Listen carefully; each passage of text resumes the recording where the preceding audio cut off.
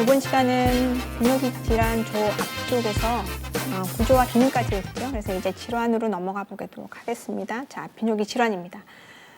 질환 전에 검사를 해야겠네요. 자, 검사입니다. 검사, 비뇨기 쪽에 검사하면 소변 검사를 먼저 이렇게 보게 되죠. 근데 소변 검사를 소변을 이제 종이컵 같은 데 받아서 이제 검사를 하기도 하고 스틱을 줘서 소변에 묻혀오기도 하고 뭐 이렇게 하는데 소변 검사도 굉장히 중요합니다. 중요한데 이 소변 검사로는 확진하지 않습니다. 그래서 소변 검사는 하지만 소변으로 확진하지 않고 확진은 소변을 만들기 전에 어떤 일이 있었는지 혈액 검사로 이제 검사를 하게 되는데 이 혈액 검사는 크게 두 가지입니다. 여러 가지가 있지만 대표적인 게 요산과 크레아틴입니다.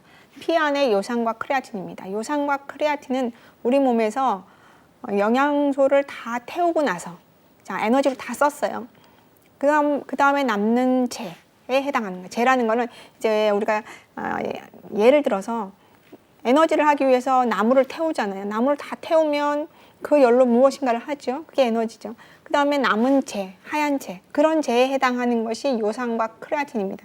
이 요산과 크레아틴은 노폐물, 재에 해당하는 것이기 때문에 신장에서 물과 함께 내보내야 돼요. 소변으로. 그런데 피 안에 남아있다, 피 안에 많다라는 거는 소변을 통해서 나가지 않았다 이런 얘기죠. 누가 일을 안 한 겁니까? 신장이 일을 안 한 거죠. 신장에 문제가 생겼다 이렇게 얘기를 하는 겁니다. 그래서 요산과 크레아틴이 기본적인 검사가 되겠다라는 걸 하고요.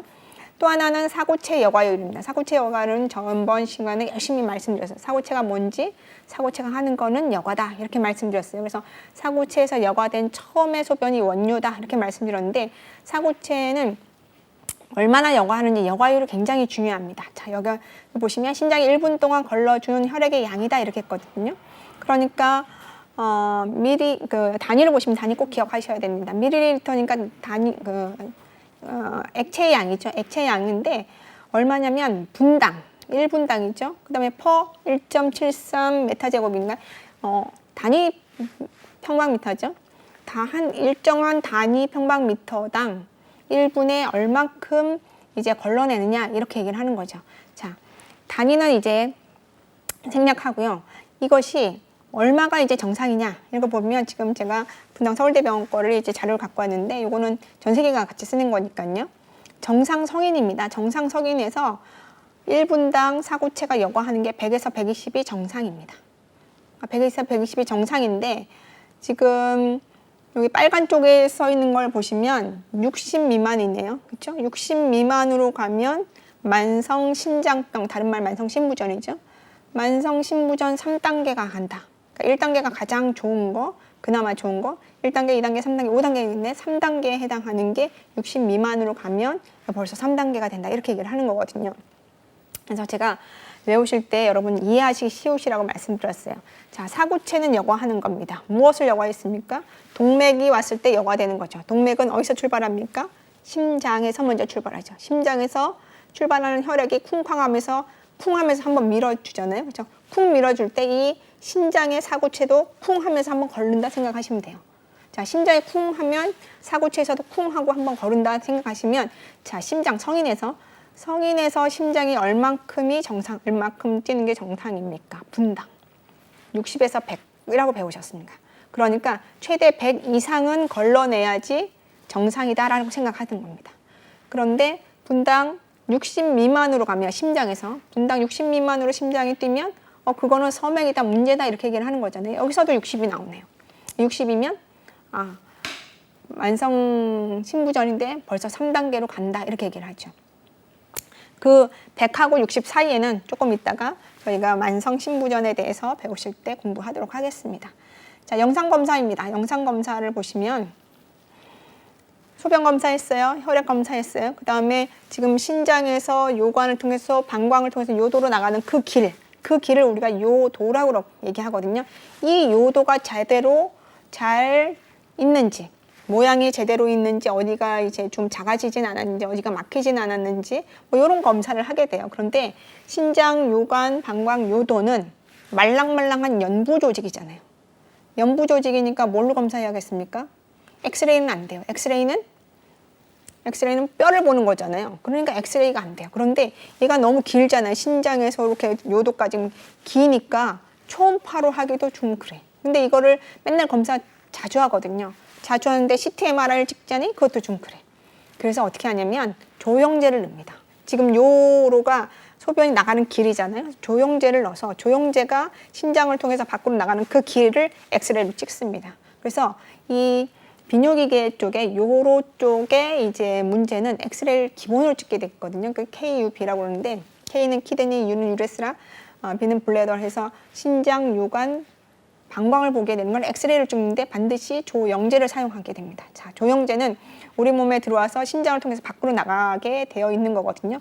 그러니까 조영제는 우리 몸에서는 치료제가 아니잖아요. 그냥 검사만 하는 거잖아요. 그런데 신장을 통해서 나간대요. 우리 몸에 무리를 줄 수 있어요. 그래서 조영제를 쓸 때 부작용이거나 아니면 어떤 소학 증상이 나타날 수 있기 때문에 굉장히 조심해서 쓰게 돼요. 자, 그래서 위험군은 조심해서 써야 될 위험군. 위험군이 어쨌든 뭐 나이가 드시면 다 모든 것이 안 좋죠. 그래서 고령이거나 당뇨병이 있으면 신장 기능이 약화되어 있을 수 있죠. 그다음에 신장 기능이 저하되는 환자이거나. 그래서 어떤 병원에서는 다는 아니지만 이런 문제들 때문에 영상 검사하기 조영제로 하는 영상 검사를 하기 전에 요산 크레아틴 검사를 하는 병원도 있기는 해요. 위험군은 이래요. 근데 부작용은 샥입니다. 그래서 부작용 발작 반응들이 일어나는 거죠. 그래서 구역질, 구토, 발진, 발한, 의식소실, 심근경색 뭐 이런 것들이 나타날 수 있어요. 그래서 환자에게 굉장히 큰 데미지를 줄 수 있어요. 심장이 문제거나 호흡이 안 돼서 뇌에 산소가 안 가는 저산소증까지도 올 수 있거든요. 자, 그래서 유의사항은 검사 전날 수분을 충분히 섭취하셔라. 왜냐면 들어간 조영제를 빨리 빼야 되니까. 그래서 수분을 충분히 섭취하셔라. 두 번째는 검사 2, 3일 전부터 신장이죠. 신장에 부담을 주는 약제들, 이뇨제나 진통제 같은 것들은 좀 중단하셔라. 이렇게 얘기를 하고 있습니다. 그래서 이 조영제를 쓰고 엑스레이를 찍는다고 그랬잖아요. 엑스레이를 찍을 때 환자만 들어가 있죠. 우리 기사님들은 그 방 안에 안 들어가요. 그 방사선을 계속 받을 수 없으니까. 그러니까 조그만 창 이렇게 들여다볼 수 있는 것만 해놓고 밖에 도망가 계시잖아요. 그러니까 환자만 이렇게 혼자 있는데 거기서 이 조영제를 놨고 환자가 발작 반응이 일어났다. 근데 조치를 제대로 안 했다. 그러면 그거는 의료 사고가 되고 있습니다. 그래서 그 환자가 조영제를 사용해서 검사하는 그 방 안에는 우리 CPR이라고 하는 심장 제세동기 같은 그런 것들이 있어줘야 되는 그렇게 예방 조치를 하고 있습니다. 또 하나 검사는 요역동학 검사입니다. 소변을 눈다라는 표현을 쓰죠. 소변을 이제 내보낼 때 여러분 한번 생각해 보시면 배에다 힘을 꽉 주시면 소변이 나오나요?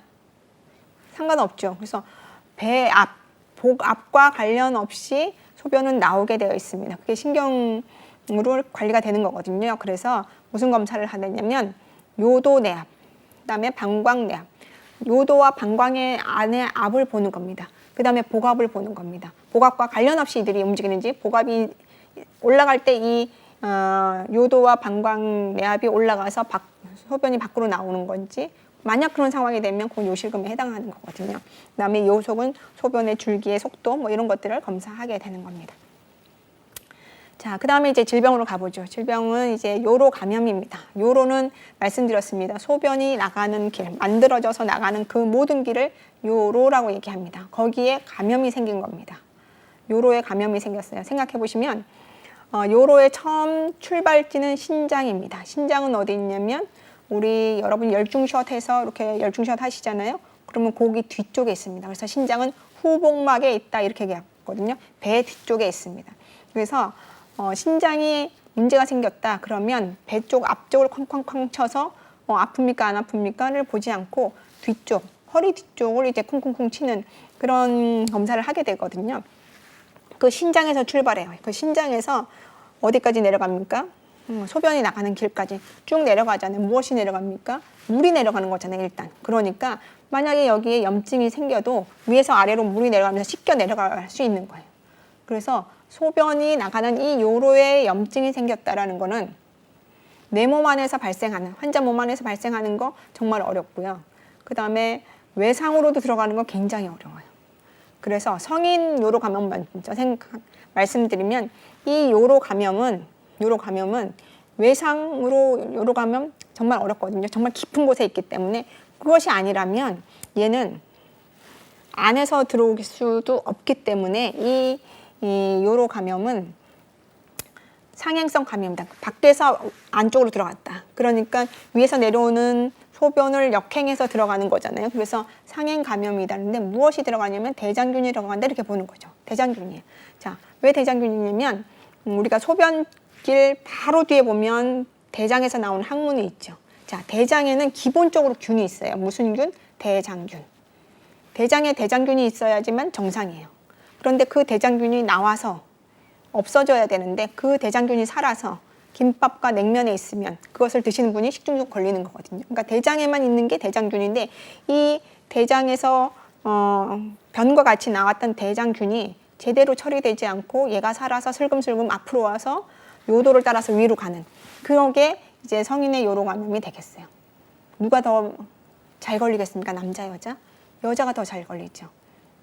빨리 갈 수 있죠. 남자는 한참 찾아야 되겠죠. 그래서 여자가 더 많이 걸립니다. 자, 그러면 요로의 감염이니까 아래쪽에서 위로 간다고 그랬으니까 거기에 따라서 이제 감염의 증상을 한번 생각해 보죠. 맨 처음에 자, 대장균이 나왔어요. 맨 처음에 가는 게 요도겠죠. 요도, 소변이 나온 길. 거기에 염증이 생겼어요. 무슨 증상 나오겠습니까? 요도염이죠.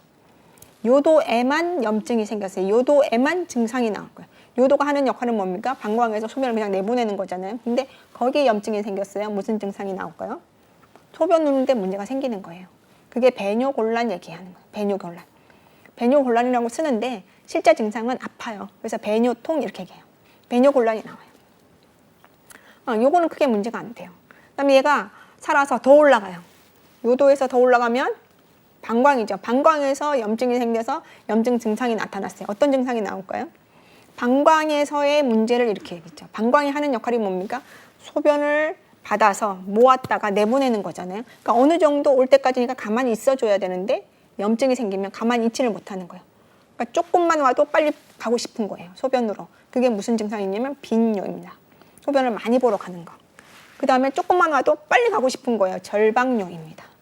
절방뇨. 그래서 일을 하다가 갑자기 벌떡 일어나서 화장실 뛰어가는 여자분들 계세요. 그럼 절방뇨일 거예요. 그 다음에 방광에서 더 내려가면 요도가 있죠. 그러면서 배뇨곤란이 같이 와요. 이 세 가지가 방광염의 기본적인 증상입니다. 빈뇨, 절방뇨, 배뇨곤란. 자, 여자가 많다고요? 남자가 많다고요? 여자가 많다고요. 언제 많이 생깁니까? 우리 여자분들 알고 계실 거예요. 피곤하면, 화장실 잘 못 가면, 오래 앉아 있거나 뭐 이렇거든요. 그래서 내 컨디션이 나빠졌을 때 내 몸이 대장균을 이기지 못하는 그런 상태가 됐을 때 방광염이 오죠. 자, 이 방광에서 염증이 더 올라갔어요. 그러면 요관을 통해서 신우까지 갔어요. 신우는 신장의 기본 단위가 신우거든요. 자, 신우까지, 신장까지 갔어요. 그럼 어떤 증상이 나올까요? 어디까지 올라간 겁니까? 균이 지금 소변줄을 따라서 지금 후복막까지 간 거잖아요. 그러니까 이때부터는 그 자리, 그 장기에만 증상을 내지 않고 전체적인 증상을 냅니다. 신장을 염증이 생겨서 전체적으로 염증의 증상 1번이 열나는 거죠. 발열이 납니다. 전체적인 발열. 그 다음에 굉장히 아프죠. 소변 눌 때도 아프고 옆구리도 아프고 여러 가지 문제가 생깁니다. 또 신장은 큰 혈관이 와서 그 다음에 사구체에서 걸러주고 뭐 이런 역할을 하잖아요. 혈관 덩어리잖아요. 그러니까 여기서 균이 또 다른 데로 막 퍼져나갈 수 있죠. 피 안에 균이 있는 거, 폐혈증 그런 문제들이 생길 수 있죠. 그래서 방광염 쪽까지의 치료하고 신장의 염증의 치료는 달라집니다. 자, 치료하겠습니다. 자, 성인 요로 감염에 대해서 지금 하고 있습니다. 치료를 보시면 1번 젊은 여성 단순 방광염. 방광염은 요로 감염이기 때문에 여자한테 많이 생긴다 또는 젊으신 여자분들한테 많이 생긴다는 말씀을 드렸어요. 방광의 염증은 세균 때문이라며 세균을 없애야죠. 뭘 써야 되겠습니까? 항생제 써야죠. 며칠? 항생제 기본 3일 씁니다. 그래서 3일 쓰는데 항생제 3일 처방하는데 입원시킬까요? 입원시키지 않아요. 그래서 3일 처방하면 잘 낫습니다. 문제는 이 균이 완전히 없어지질 않아요. 완전히 없어지지 않고 그냥 숨어 있는 거예요. 숨어 있다가 컨디션이 나쁘면 숙주의 컨디션이 나쁘면 다시 슬금슬금 올라가요. 그래서 보시면 두 번째 재발성입니다. 다시 감염이 아니라 숨어 있다가 다시 자기가 활동하는 걸 재발이라고 하거든요. 그게 재발성이 이렇게 자주 되면 6개월 이상 이제 항생제를 좀 쓰게 되는 문제가 있죠. 자, 세 번째 급성 단순 신우신염입니다. 급성 단순 신우신염을 보시면 신우신염이니까 신장의 염증입니다. 신장의 염증은 제가 전신의 발열을 일으킨다고 그랬잖아요. 전신의 발열을 일으키면서 이 균이 지금 혈액을 따라 어디 갈지 몰라요. 그러니까 입원을 시켜서 치료합니다. 입원을 시켜서 치료할 때는 항생제를 3일 갖고는 안 돼요. 7일 이상을 쓰게 됩니다. 그래서 전신의 항생제 치료는 7일 이상, 그 국소 장기의 항생제 치료는 한 3일 이렇게 생각하시면 됩니다. 자, 남성 요로 감염입니다. 남성 요로 감염은 대장균이라고 보기보다는 또 다른 질환이 있을 수 있어요. 다른 질환에 의한 염증이 있을 수 있어요. 그래서 그 질환을 찾아서 치료하는 게 필요하겠습니다. 그 다음에 무증상 세균요인데 요에 세균이 있어요. 균은 있는데 균이 일을 하지 않아. 그래서 환자가 증상이 없어요. 그럼 치료할까요, 말까요? 기본적으로 균이 증상을 일으키지 않으면 치료하지 않습니다. 장기가 망가지지 않았기 때문에 굳이 치료하지 않습니다. 그런데 증상이 없더라도 굳이 치료하는 게 있어요. 그거가 이제 문제가 되겠네요. 첫 번째 보시면 임산부와 신생아입니다. 임산부, 상식적으로 생각해 보세요. 임산부 태아가 있어요. 감기 걸렸어요. 약 줄까요, 말까요? 그동안에 우리의 상식은 약 주지 맙시다 이거잖아요. 왜요? 아이한테 나쁜 영향이 가니까였거든요. 그런데 만약에 임산부가 요로 감염이 됐어요. 세균이 확인이 됐어요. 그런데 이 세균을 죽이지 않으면 그 세균이 누구까지 문제를 일으켜요? 태아까지 문제를 일으켜요. 그래서 신생아 선천성 문제를 일으켜요. 그래서 임산부 줘야 돼요. 그래서 의사들이 처방하시는 거는 잘 따라가셔야 된다라고 보여줘요. 신생아도 약을 줘서 치료를 해야 돼요. 증상이 없더라도. 자, 소아는 저 앞쪽에 소아요로 감염으로 좀 보겠습니다. 소아요로 감염에 신생아하고 신생아 이후로 좀 나눴네요. 신생아는 우리가 보통 태어나서 28일까지를 얘기합니다. 태어나서 28일까지는 항문에서 요도로 와서 상행 감염을 일으키는 것보다 그 안에서 피 안에서 균이 발생해서 요로 감염을 일으키는 게 더 많습니다. 그게 혈행입니다. 혈액에 균이 있는 거 폐혈증이죠. 그러니까 신생아는 요로 감염이다. 피 안에 균이 있을 가능성이 있는 거예요. 그래서 신생아에게는 증상이 없는 세균요로 할지라도 항생제 쓰게 되는 겁니다. 자, 다시 성인 요로 감염으로 올까요? 요로 이상이 있는 학동기 아동인데 요로 보통 이런 경우에는 남자아이입니다. 남자아이의 그 요로 쪽에 문제가 있으면 염증이 일어날 가능성이 많다. 그래서 지금 요로 이상이 있는 학동기 아동입니다. 요로 이상은 요로가 이렇게 굽어져 있거나 그런 문제들이 있는 경우입니다. 그 다음에 비뇨기과 수술 또는 조작전 또는 신이식술을 하는 거니까 어쨌든 비뇨기과적으로 시술을 하는 겁니다. 수술을 하는 겁니다. 자, 뭐든지 시술과 수술을 하면 좀 말이 그렇지만 피를 볼 수밖에 없습니다. 그렇죠? 근데 지금 무슨 상황입니까? 세균요잖아요. 소변에 세균이 있대요. 그러니까 피를 보면서 비뇨기 조작을 하면 어쨌든 방광을 건드릴 수가 있고 요를 건드리니까 소변을 만날 수 있잖아요. 그 안에 소변 안에 균이 있으면 피 안으로 다시 균이 전염될 가능성이 있죠. 그래서 비뇨기과적인 다른 수술 말고 비뇨기과적인 수술 또는 조작 전에 이제 세균요에 세균은 있지만 요에 세균은 있지만 증상이 없는 경우라도 수술 전에는 비뇨기과 수술 전에는 항생제 치료를 하게 된다 이렇게 얘기를 하는 겁니다. 비뇨기과 수술입니다. 무슨 다른 이비인후과 수술 이런 수술이 아닙니다. 자, 노인요로 감염으로 보겠습니다. 노인요로 감염은 노인이에요. 모든 증상이 다 떨어졌죠. 그러니까 세균에 감염될 가능성이 굉장히 많습니다. 요의 세균될 가능성이 굉장히 많은데 이때는 옛날에는 한 번도 감염이 안 됐다가 요번에 생긴 감염이라기보다는 젊을 때 한 번 감염이 됐었던 거예요. 근데 그게 완벽하게 안 없어진다며요. 그러니까 자기 몸에 있다가 지금 노인이 됐으니까 컨디션 나빠졌잖아요. 그러면서 다시 감염 증상이 올라오는 그런 재발의 가능성이 더 많다 이렇게 얘기를 하고요. 노인에게서는 증상이 없으면 굳이 치료하지 않습니다. 그렇지만 비뇨기과 수술을 조작하게 되면 이제 치료를 하게 되겠죠. 임산부 요로 감염 앞에서 말씀드렸어요. 임산부 요로 감염인 경우에는 신우신염인 경우에는 반드시 치료한다. 그러니까는 방광염, 요도염 이때는 좀 의사들이 고민할 수 있어요. 하지만 중심부로 간 전신에 영향을 주는 신우신염이다. 그러면 항생제 치료를 반드시 한다. 이렇게 보시면 되겠습니다. 자, 그다음에 요로 결석으로 가죠. 요로는 말씀드렸어요. 신장에서 소변이 나가는 모든 길에 결석이 생기는 겁니다. 그래서 결석은 돌이잖아요. 돌이 신장에 걸려서 아파요. 그러면 신장결석입니다. 돌이 요관에 걸려서 아파요. 그러면 요관결석, 방광에 걸려서 아파요. 그럼 방광결석 이렇게 얘기를 하는 겁니다. 자, 증상은 보통 신장결석이 많아요. 방광결석보다는. 방광결석도 있는데 신장결석이 많거든요. 그래서 신장에 있는 그 부위가 굉장히 아파요. 그래서 그 부위가 어디라고 말씀드렸냐면 우리가 열중샷 했을 때 뒤에 있는 그쪽 부위, 그쪽에 이제 제가 옆구리 통증이라고 했는데 플랭크 페인이라고 해서 옆구리 뒤쪽입니다. 옆구리 뒤쪽에 이제 통증, 동동동 튀었을 때, 그다음에 소변을 놓을 때 이게 지금 돌이 막고 있잖아요. 돌이 막고 있으니까 소변이 잘 안 나오거나 아니면 나올 때 이렇게 이 돌이 다른 데를 이렇게 스칠 수 있잖아요. 그러면서 피가 나올 수 있어요. 그래서 혈뇨, 배뇨곤란 이렇게 얘기를 하고 있습니다. 자, 요로결석 왜 생겨요? 소변이 나와야 되잖아요. 소변은 물의 구성이잖아요. 그렇죠? 그래서 물과 함께 배설물들, 물과 함께 지저분한 것들이 나와야 되는데 이 물이 없어요. 물이 없어요. 그러면 그 안에 지저분한 것들, 그것들이 똘똘똘 뭉칠 수 있잖아요. 그러면서 결석이 될 가능성이 많은 거예요. 그러니까 소변량이 줄어드는 상태가 되면 결석이 많이 생길 수 있다. 입니다. 그래서 소변량 감소를 보시면 과다한 땀, 수분 섭취 감소입니다. 제가 여기서 얘기할 때 꼭 예를 드시는 분이 있어요. 우리나라 정말 옛날에 오일머니, 오일 달러들 많이 벌어들이셨거든요. 지금도 오일 달러가 있는 거 아십니까? 우리 사우디나 이쪽 가서 일하시는 분들이 있어요. 오일이라고 얘기하지는 않지만 하여튼 그 더운 나라에서 일하시는 분들이 있어요.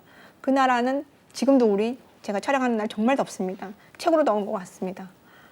저희가 에어컨을 밤새 틀어놓지는 않는데 요즘은 밤새 틀어놔야 된다고 생각할 정도로 더웠거든요. 근데 40도까지는 안 돼요. 근데 그 나라 사우디나 뭐 이런 나라 가면 40도, 50도 간대매요. 그러면 나가면 땀이 안 난대. 나가자마자 마르니까. 그 정도로 땀이 많이 나면 아무리 물을 먹어도 소변량이 줄어들 수밖에 없거든요. 그러면 결석이 생기는 거예요.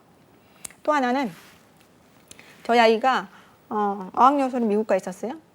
근데 이 요로결석은 주위에서 보시면 여자가 많습니까? 남자가 많습니까? 보통 조금 나이 드신 남자분들이 많거든요. 근데 유학 보내놓으면 여자애들도 생겨요. 왜요? 거기는 엄마가 없어. 엄마가 없어갖고 생수도 없어. 정수기도 없어. 근데 물은 먹었는데 나가긴 귀찮아. 그럼 안 먹어요. 그러니까 수분 감소, 이렇게 섭취 감소 이렇게 되는 겁니다. 그래서 유학생들 요로결석 꽤 많습니다. 그래서 소변량이 감소되는 그 상태가 되면 이제 결석이 생길 수 있고요. 그 다음에 부적절한 식이 칼슘 섭취를 많이 한다거나 아니면 동물성 단백질을 많이 섭취하고 물 안 드시면 생길 수 있다 이런 겁니다. 진단은 일단 소변 검사합니다. 소변 검사에서는 안 나옵니다. 소변 검사는 확진하지 않는다 말씀드렸습니다. 그 다음에 엑스레이 찍습니다. 조영제를 써서 엑스레이 찍습니다. 그래서 확진하기도 합니다. 그런데 한 번 더 확진하려면 CT나 초음파를 찍기도 합니다. 근데 복부 X선에서 확진하는 경우도 좀 있습니다. 제가 확진 검사는 CT라고 말씀드렸는데 CT 시험에서 복부 X선은 1차 검사를 하고요. 2차 검사는 무엇을 할 것이냐? 그랬을 때 CT 초음파로 적으시는 게 좀 더 잘할 것 같습니다. 치료는 많이 알고 계십니다. 맥주 많이 드세요. 왜냐면 자연 배출을 하기 위해서. 그래서 돌이 작으면 자연 배출을 하기를 기다립니다. 물 많이 드시면서 또 물 많이 드셔서 내보내는 그런 소변을 많이 누는 그런 걸 유도해서 하지만 자연 배출 안 되거나 합병증이 너무 심해요. 너무너무 아파서 떼굴떼굴 굴면서 응급실 실려가시잖아요. 그러면 옛날에는 복부를 이제 열지 않고 신장은 뒤에 있습니다. 후복막에 있다고 그랬으니까 복부 쪽 앞쪽을 이제 열지 않고 옆구리 쪽을 열어서 그래서 신장으로 들어가거든요. 그래서 돌을 꺼냈대요. 근데 저는 그런 수술은 못 봤어요. 제가 수술방에 있을 때도. 최근에는 제가 수술방 다닐 때도 결석은 밖에서 파를 줘요. 체외 충격파. 몸의 밖에서 충격파를 줘서 돌을 깨요. 그래서 자연 배출을 하도록 하는 게 체외 충격파 쇠석술 이렇게 얘기를 하죠. 체외 충격파 쇠석술이 수술일까요? 아닐까요? 손해보험의 수술의 정의에 보면 수술이라고 보기는 좀 어렵습니다. 그런데 생명보험사에서는요. 체외 충격파 쇠석술을 종수술에 어디에 들어가 있긴 하더라고요. 그런데 문제는 체외 충격파 쇠석술을 깼어요. 깬 다음에 이제 나오는 걸 기다려야 되잖아요. 이 정도 깼으면 나오겠지 하고 저는 집에 가세요 했어요. 그런데 다 내려오지 않은 거예요. 그래서 2, 3일 있다가 또 떼굴떼굴 아파서 굴러서 병원 갔더니 남아있는 거예요. 다시 충격파 쇠석술을 했어요. 체외 충격파 쇠석술을 했어요. 그랬을 때 2, 3일 만에 한 그 수술이 새로운 수술이냐 이런 문제가 생기기도 하죠. 그래서 며칠 후에 한 것만 새로운 수술로 준다. 뭐 그런 규정도 있잖아요. 그래서 체충격파 쇠석술이 손해보험사와 생명보험사의 그런 분쟁들이 좀 있을 수도 있죠. 자, 크기가 큰 결석은 경피적 신절석술을 한다는데 요즘은 그렇게는 하지 않습니다. 교과서에만 있는 내용입니다. 합병증을 보시면 거기에 이제 이 돌이 신장에 있는 경우에는 괜찮아요. 그런데 요 관을 막고 있어요. 그런 경우. 요 관을 막아서 아팠어요. 그러면 요 관은 아주 작은 그 대롱 같은 거잖아요. 그러니까 신장에서 만들어진 소변이 내려오다가 여기 요관의 결석 때문에 더 내려가질 않아요. 그럼 내려가지 않고 신장에 계속 소변이 만들어지고 뭐 어떻게 합니까? 소변이 신장을 다 적셔버려요. 그게 뭐냐면 수신증입니다. 그래서 소변이 신장을 다 적셔버리는 수신증이 생기면 신장의 기능이 악화되는 문제가 생길 수 있겠죠. 이런 문제들이 생길 수 있습니다. 자, 요실금으로 갈게요. 요실금은 예전에 굉장히 분쟁이 많았습니다. 예전에 분쟁이 많았는데 요즘은 분쟁은 많지 않아요. 그런데 요실금의 종류를 보시면 한 3가지 나오잖아요. 그래서 요실금의 종류를 써라 뭐 이런 것들이 나올 수 있기 때문에 한번 보겠습니다. 요실금은 방광내 소변을 저류시키지 못하는 것. 그러니까 소변을 방광에서 어느 정도 모았다가 어느 정도 양이 되면 우리 요일을 느낀다고 그러죠. 우리 뇌에서 소변 누러 가야겠다, 버리러 가야겠다. 그래서 화장실 가시게 되는 거잖아요. 그런데 요일을 느끼기 전에 방광의 압이 높아져서 밖으로 나가는 거. 그게 이제 문제가 되겠죠. 자, 종류를 보시면 복압성 요실금, 절박성 요실금, 일출성 요실금 3가지가 있습니다. 복압성 요실금은 다른 말로 긴장성 요실금 이렇게 얘기합니다. 인컨티넌스가 요실금인데 앞에서 스트레스가 붙었죠. 어디 스트레스? 배 스트레스라는 겁니다. 배에 스트레스가 붙어서 배 압이 높아져요. 그럼 배에 아무리 힘을 줘도 소변 나오면 안 되잖아요. 근데 배에 압이 들어갔을 때 배에서 압이 들어가서 방광을 누르면 방광이 그래도 버텨줘야 되는데 못 버티고 소변을 배출하는 그런 거죠. 그래서 옷이나 재채기, 웃거나 재채기 또는 띨띠기 하는 복압에 증가하는 행동이 있을 때 소변이 새는 겁니다. 언제 그럽니까? 누구에게? 여자분들한테 많고 자연 출산하신 분들에게 좀 많고 뭐 이렇게 얘기하고 있죠. 절박성 요실금은 읽을게요. 방광이 과민해서 비정상적으로 수축하여 소변이 새는 이상 증상이다. 이런 얘기 하는 겁니다. 그래서 조금만 모이면 조금 더 버텨줄 수 있어요. 정상적으로는. 그런데 도저히 못 버티겠어요. 그래서 빨리 화장실 가는 절박성 요실금들. 가기 전에, 가서 이제 소변이면 괜찮아요. 그런데 가기 전에 이제 새는 거죠. 그런 것들이 절박성 요실금 이렇게 되겠습니다. 자, 일출성 요실금을 볼까요? 일출성 요실금은 일출성이다, 오버플로우다 이렇게 얘기를 하는 거잖아요. 그러니까 이거는 모았어요. 방광에 소변을 모았어요. 그럼 어느 정도 소변을 모으면 화장실 가야 되잖아요. 화장실 간다는 걸 모르는 거예요. 그래서 넘친다 이런 얘기예요. 자, 거기 읽어보면 하반신 마비 등이 있는 사람에서 신경인성 방광. 방광이 신경의 영향을 받는데 이 신경이 망가진 거예요. 언제? 하반신 마비가 되면. 하반신 마비가 되면 다리 걷는 거 안 되고요. 그 다음에 장하고 방광이 일을 안 해요. 그래서 신경인성 방광인 거거든요. 그래서 소변을 만들어져서 방광에 모였는데 무엇이? 소변이. 그런데 얘가 어느 정도 차면 가야 되는데 가지를 못하면 배는 땡땡땡 불어오고 그래서 자기가 이제 화장실 못 가니까 뭘 하냐면 이런 환자한테 소변줄을 껴놓는 거죠. 소변줄을 껴놔서 이제 배출되도록 하는 거죠. 소변줄을 안 껴놓으면요. 오버플로우니까 너무 방광이 넘쳐서 그 양이 너무 많아서 밖으로 나오는 것도 세지만 얘가 위로도 가요. 그래서 수신증을 일으키기도 해요. 그래서 신장을 또 망가뜨릴 수 있거든요. 그래서 일출성 요실금 환자는 신경인성 방광이다 생각하시고 이런 환자들은 자기가 조절이 안 되기 때문에 다른 외부적인 기계적인 조절을 받아야 되는 것입니다. 그래서 일출성 요실금이다. 신경인성 방광 때문이다. 그러면 장애가 나오는 상황이 되겠죠. 자, 신부전입니다. 신부전은 정의를 보시면 만성신부전, 급성신부전과 만성신부전이 있습니다. 급성신부전은 새롭게 온 거죠. 새롭게 와서 신장이 일을 안 하는 겁니다. 치료 어떻게 합니까? 투석하는 겁니다. 혈액투석, 복막투석을 합니다. 그래서 치료를 막 열심히 아주 처음에 초기에 미시하게 합니다. 그러면 신장이 회복돼요. 그럼 그건 급성신부전입니다. 여기에는 급성신부전은 신장 이식까지는 아니죠. 투석에서 끝나는 경우가 있어요.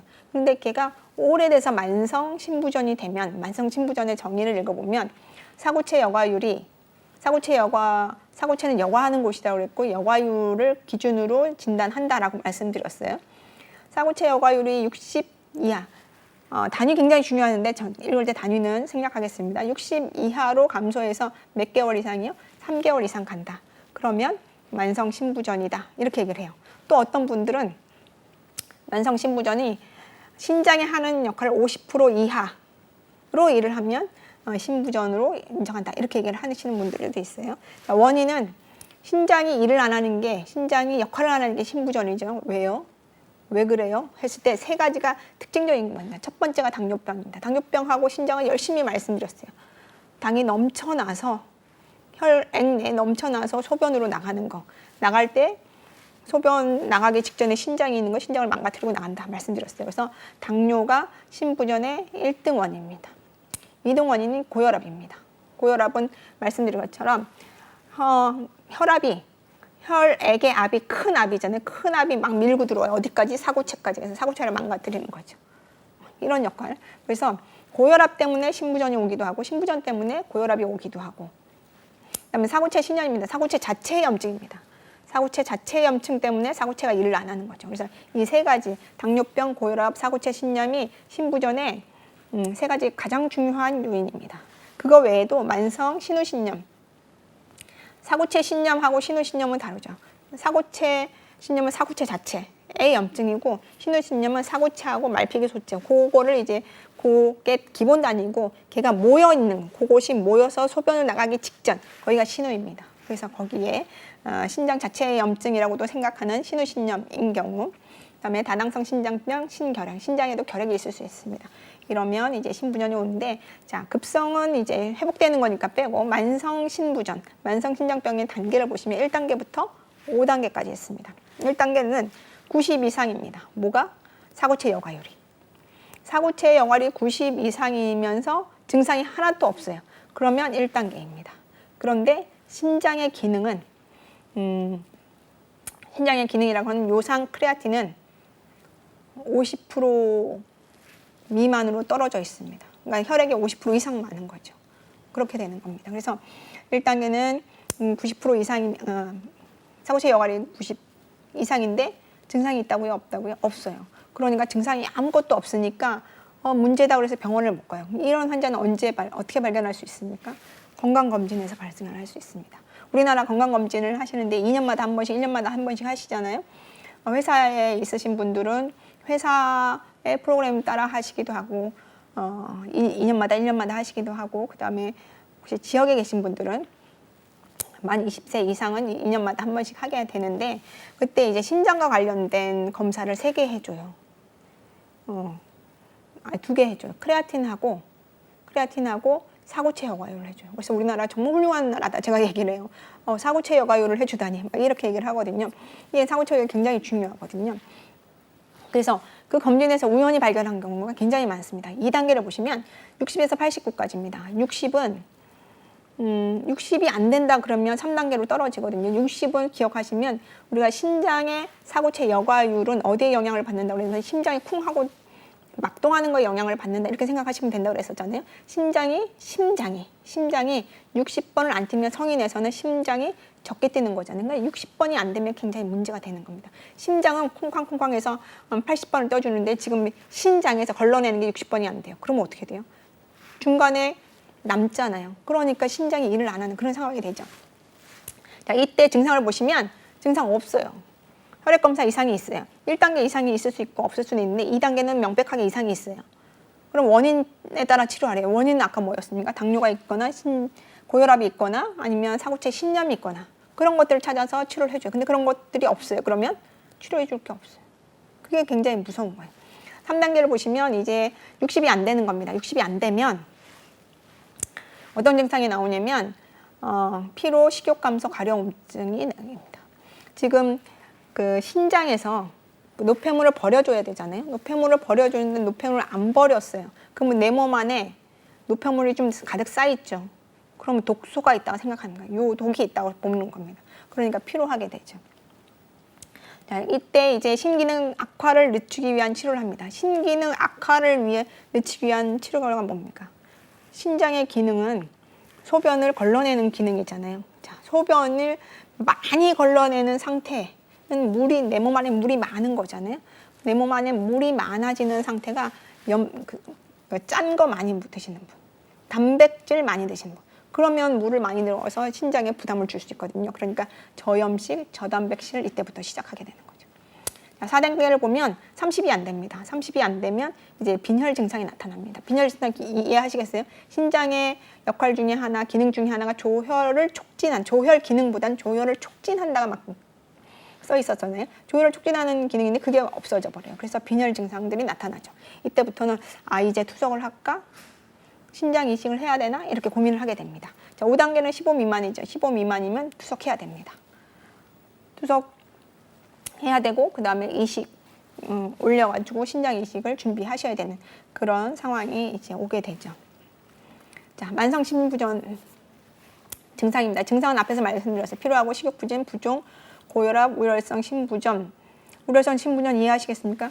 심장에서 지금 90번으로 막동하는데 신장에는 60번을 안 내보내요. 그러면 중간에 한 30 정도의 차이가 있잖아요. 그럼 물이 계속 지금 몸속에 남아있잖아요. 그러니까 이게 띵띵 붓게 되죠. 그러면서 얘가 더 갈 데가 없으면 심장에서도 더 못 내보내서 심장에 혈액이 많아지는 우려성 신부전 이런 것들이 오게 되는 거죠.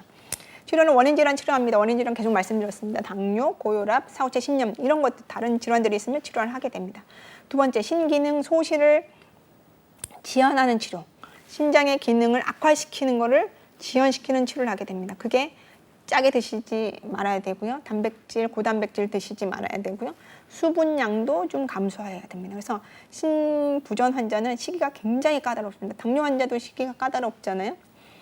고혈압 환자는 뭐 짠 거 드지 마세요. 막 이렇게 얘기를 하는데 신장 환자는 굉장히 심각합니다. 자, 치료는 만성신부전이 됐어요. 만성신부전에 터미널이 됐어요. 터미널이 되면 치환요법. 치환은 투석을 하거나 신장 이식술을 하는 걸 우리는 바꿔준다고 해서 치환술이라고 하는데 이 치환술 중에 투석과 관련된 두 가지가 우리가 조금 시험에 나온 경우가 있거든요. 그래서 한번 보시면 투석은 두 가지입니다. 혈액 투석을 하거나 복막 투석을 하는 겁니다. 혈액 투석은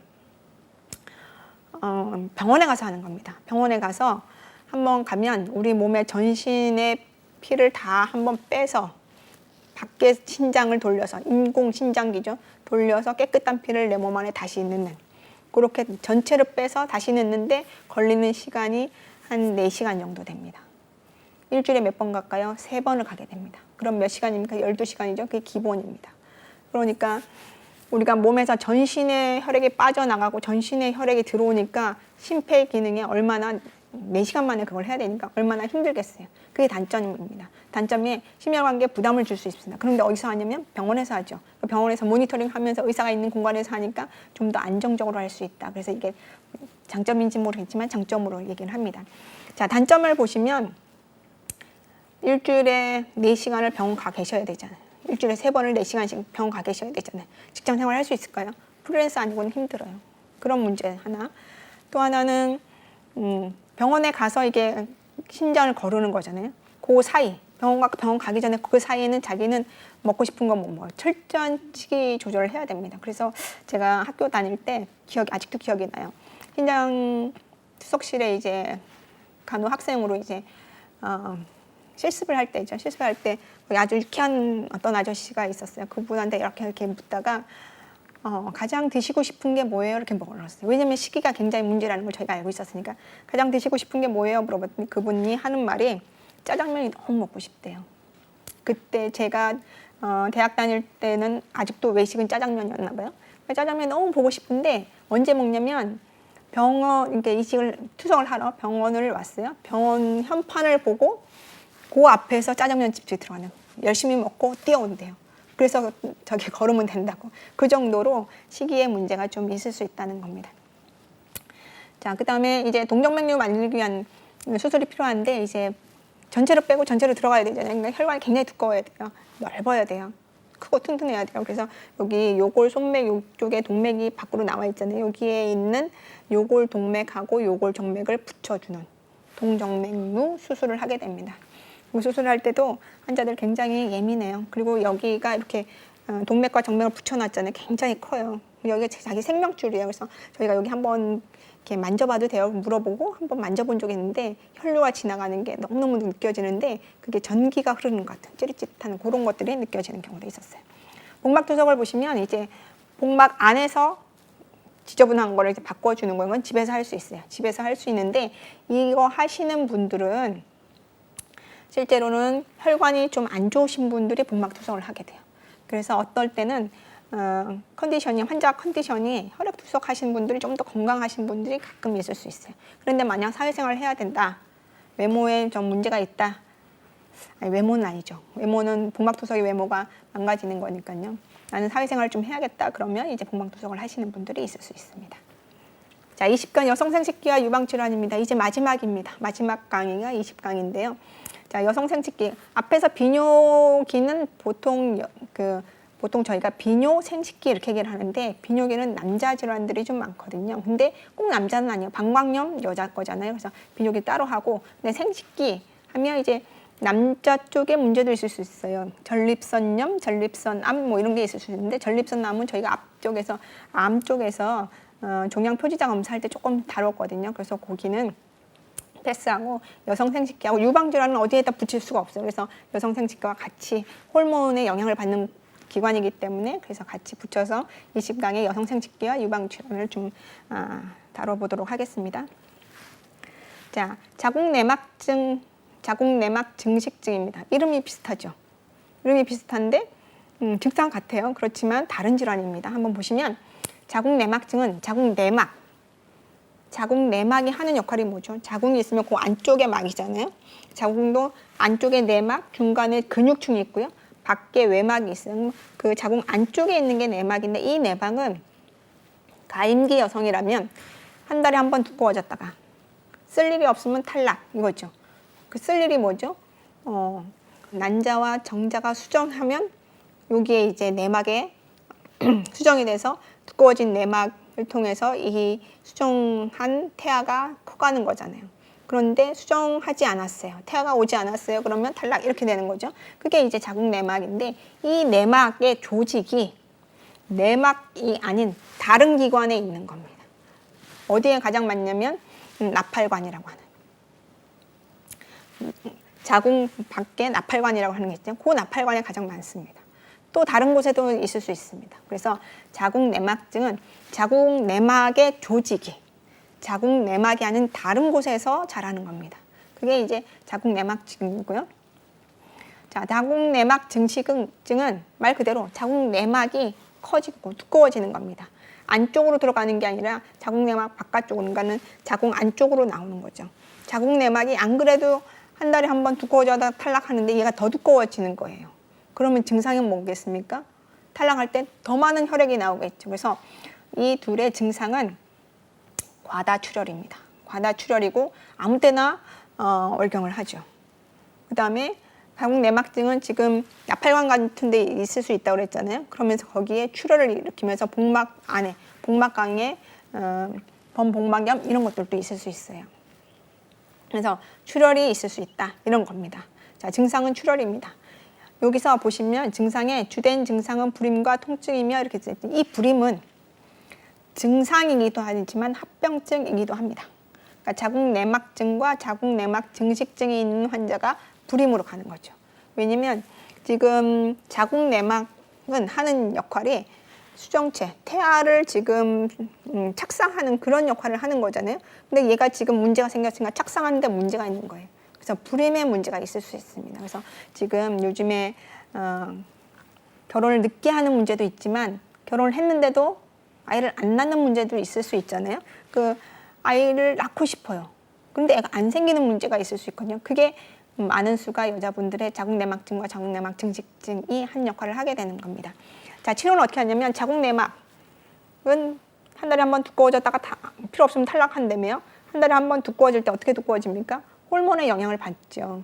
그러니까 이걸 더 두껍게 하지 말아야 되잖아요. 두꺼워지지 말게 하려면 호르몬을 차단시키면 됩니다. 그래서 인공 폐경을 만들어 놓습니다. 그래서 일본을 보면 호르몬 치료를 하게 됩니다. 에스트로겐 작용을 억제한다. 그래서 인공 폐경 상태를 만들어 놨습니다. 근데 옆에 주위에 보시면 정상적으로 폐경되신 분 괜찮아 하시나요?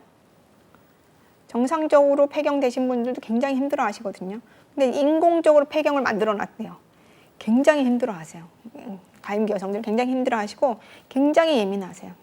굉장히 예민하고 본인 굉장히 힘들어 하시거든요. 그래서 좀 정서적인 문제까지도 가시는 분들이 가끔 있을 수 있어요. 또 수술을 하기도 합니다. 자궁내막 증식증은 일단 자궁내막 두꺼워진 걸 긁어내야 되잖아요. 그래서 소파술하고 그 다음에 호르몬 치료하기도 합니다. 근데 이게 도저히 안 돼. 그러면 자궁을 전체적으로 드러낸 그런 수술도 하게 되는 게 자궁내막증이게 되겠습니다. 자, 유방암으로 가겠습니다.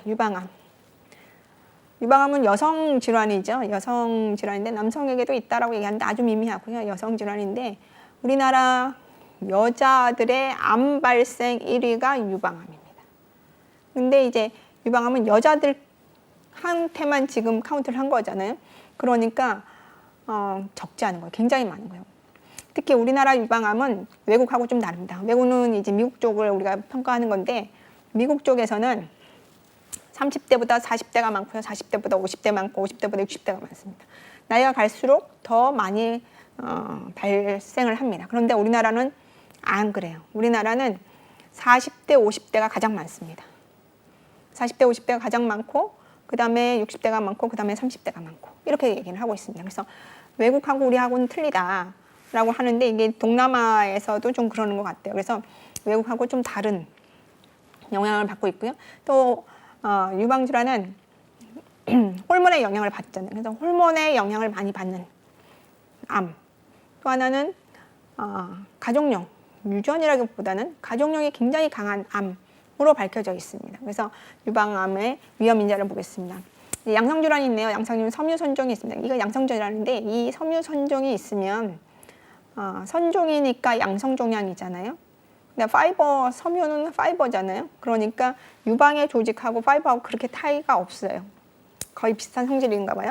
그래서 양성이지만 의사들은 섬유 선종을 반드시 절제하라고 그래요. 왜냐면 이걸 가만두면 100% 악성으로 가진 않지만 굉장히 위험하다라고 생각을 하기 때문에 섬유 선종을 치료합시다.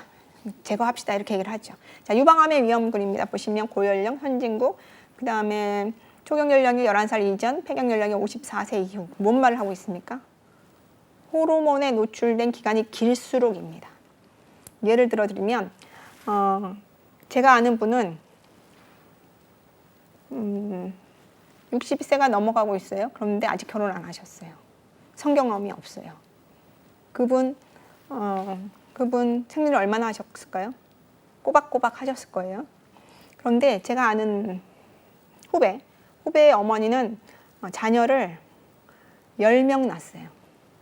10명 중에 11명 낳으셨나 봐요. 한 분은 잘못되시고 10명을 지키셨어요. 정말 훌륭하시죠. 옛날에 낳으신 분들은 잘못된 분이 많으니까. 근데 10명을 놓으셨어요. 그 어머니 생리를 얼마나 하셨을까요? 누가 노출이 더 많이 됐습니까? 호르몬의 노출. 생리를 안 하신 분이 호르몬의 노출이 안 됐다고 보시는 게 맞습니다. 왜냐면 아이를 낳아서 모유를 먹이는 동안은 폐경 상태랑 똑같거든요. 그러니까 결혼 안 하신, 성경험이 없으신, 생리를 꼬박꼬박 하신 분, 이런 분들이 호르몬의 영향을 많이 받는. 근데 지금 우리나라 어떻습니까? 결혼 늦게 해요. 결혼해도 안 낳아요. 낳고 싶어도 못 낳아요. 그렇죠? 그러니까 호르몬의 영향을 굉장히 많이 받고 있는 지금 우리나라가 되죠. 그래서 유방암이 정말 많습니다. 그래서 지금 건강보험의 통계 자료를 보면 40대 여성의 의료 비용의 1등이 유방암입니다. 굉장히 많은 거죠.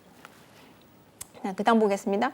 천만상의 임신 연령이 40대 초반입니다. 이거 똑같이 초경 연령, 폐경 연령, 임신 연령, 여기 전부 다 이제 호르몬의 영향을 얘기하고 있는 거죠. 그다음에 가족염이 직계 가족 중에 젊은 나이 유방암 병력이 있는 거예요. 젊었을 때 생기는 게 이제 문제가 되는 거죠. 암도 어떤 분들은 노환의 일종이다 얘기하고 계세요. 90세에 생긴 유방암 치료할까요, 말까요? 치료를 하셔야죠. 근데 노환으로 얘기를 하시는 경우가 꽤 있거든요. 그래서 젊은 나이에 생기는데 엄마가, 이모가, 언니가 그러면 굉장히 위험하게 되죠. 양성 유방 병력이 있는 경우에 비정형 증식증 이렇게 얘기하는데 비정형 증식증 중에 하나가 섬유선정도 여기 포함되는 거거든요. 그래서 이런 것들. 그다음에 다른 쪽 유방의 유방암. 그러니까 한쪽에 생기면 그다음 다른 쪽에도 생기는 경우가 많고요. 그다음에 식사, 포화지방 과다 섭취, 뭐 식사와 관련된 건 많습니다. 암은 거의 다 식사와 관련됐다고 보는 거죠. 포화지방 과다 섭취와 관련된 게 유방암뿐만이 아니라 대장암에서도 많이 나오죠. 자, 체중입니다. 체질량 지수 BMI로 이제 판단하죠. BMI가 이제 30 이상이면 비만이라고 얘기를 하는데 35네요. 뒤에 단위 여러분 아시죠? 자기 몸무게 kg를 자기 키를 이 센치가 아니라 메타의 제곱으로 나누는 거. 그래서 kg per 메타의 제곱. 이게 단위인데 이 단위가 30이 넘어가면 비만이고 35가 넘어가면 40이 초고도거든요. 근데 이제 그 사이가 되는 거죠. 어쨌든 비만이죠. 근데 저희가 실무적으로 보면 깡 마른 사람 안심할 거 아닙니까? 깡 마른 사람들 꽤 많습니다. 그래서 요거는 교과서적인 겁니다. 근데 시험은 교과서적으로 써야 됩니다. 그다음에 과다 음주, 그다음에 이온화 방사선, 이온화 빼셔도 돼요. 그냥 방사선 노출입니다. 10살 이후에 어린 연령대 비정상적인 노출이 있다 이렇게 얘기를 하는데 10살 이후에 10살 이후도 어린 연령이죠. 언제 비정상적인 노출이 많이 되겠습니까? 엑스레이 많이 찍는 분들이 있을 수 있죠. 사고 때문에 엑스레이 많이 찍거나 말도 안 되지만 원정 갔다 오시거나 일본에 뭐 이런 문제들. 그다음에 경구 피임약을 현재 사용하는 자. 경구 피임약 뭡니까? 호르몬 조절제잖아요. 이게 호르몬제입니다. 호르몬에 문제가 생기는 거. 그다음에 호르몬 대체요법. 호르몬 대체요법 언제 씁니까? 폐경 이후에 쓰잖아요. 폐경 이후에 호르몬 대체요법이 10년 이상, 그러니까 장기간 사용하신 분들한테 이제 유방의 질환들이 좀 생길 수 있다 이렇게 얘기를 하고 있거든요. 그래서 자, 유방 질환까지 우리 공부는 다 끝난 것 같습니다. 자, 시험은 제 이제 PPT 강의만을 여러분 들으셨는데 이 PPT만 가지고 쓰시기는 부족하실 거예요. 그래서 제가 몇 번 말씀드렸는데 책을 사서 반드시 책을 읽으셔라. 여기는 제가 설명드린 거는 이해하기 쉽게 도움을 드리는 거고 실제로 여러분 쓰실 때 우리는 주관식 시험이니까 쓰실 때 그 쓰시는 거의 기준은 기본 책의 기준에서 쓰셔야 되는 겁니다. 그래서 그 기본 책을 열심히 읽으시고 한 번 읽으시면 안 되고요. 제가 학원에서 말씀드릴 때는 10번을 읽으셔야 된다. 이렇게 말씀드립니다. 10번을 읽으시면 이해되세요. 근데 문제는 못 쓰세요. 그러니까 쓰는 연습도 하셔야 돼요. 반드시 쓰는 연습도 하시고. 근데 쓰다 보니까 시간을 초월했어요. 우리 의학은 그런 경우는 없습니다. 그런 경우는 없기 때문에 그거는 안심하시고 열심히 읽으시고 외우시고 쓰시는 그런 연습까지 하시고 여러분이 시험장에 가셔서 행운이 있기를 바라겠습니다. 수고하셨습니다.